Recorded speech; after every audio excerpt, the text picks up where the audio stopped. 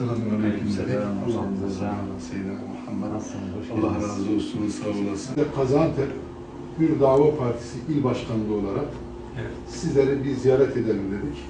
Aynı zamanda geçmiş olsun dileklerimizi iletelim dedik. Bu yapmış olduğunuz hizmetlerden dolayı dedik Allah razı olsun. Allah-u Teala hizmetlerinizi daim kılsın. Tabii STK'lara yani özellikle hayır kurumları, halk için çalışan, toplum için çalışan, toplumun faydasına, yararına olan işler yapan bu STK'lara yapılan bu saldırıları esefle kınıyoruz.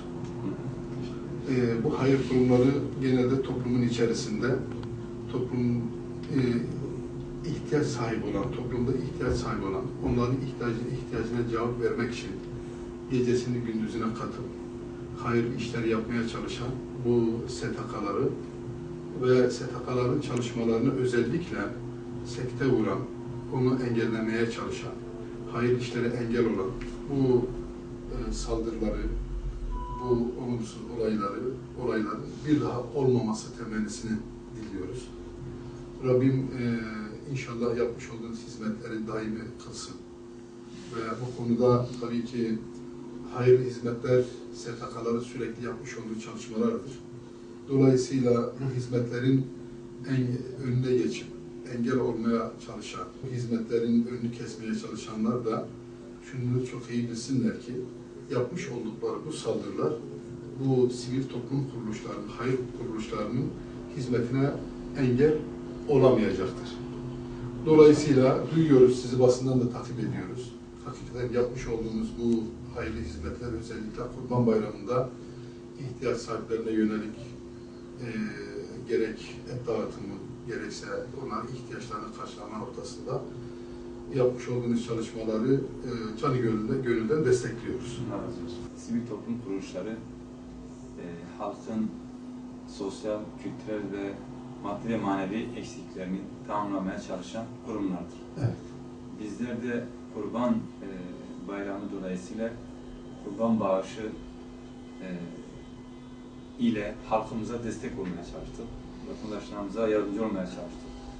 Bu bağlamda kendini bilmez bazı insanların saldırılarına maruz kalmamız, çalışmalarımızı engellemeye kalkışmaları kesinlikle bizim çalışmalarımızı engelleyemeyeceklerdir.